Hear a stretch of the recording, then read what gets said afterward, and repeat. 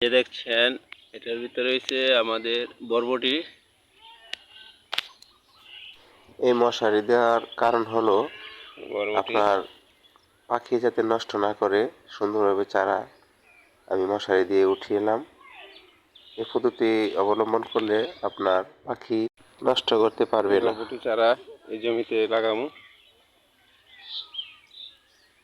এই যে কাছি বল নিয়েছি, এগুলা তো উঠায় লাগামু।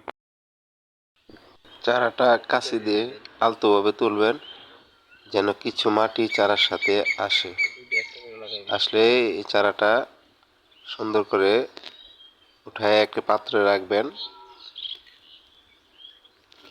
চারাগুলা বসায় দিবেন সুন্দর করে মাটিতে খুব সূক্ষ্মভাবে, তাহলে দেখবেন খুব তাড়াতাড়ি চারা বৃদ্ধি পাবে।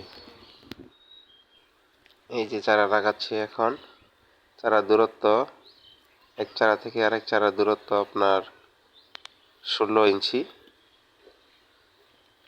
এই চারাটা বরবটি খাটো জাতের বরবটি, তাই একটু দূরত্ব বেশি দিতে হয়।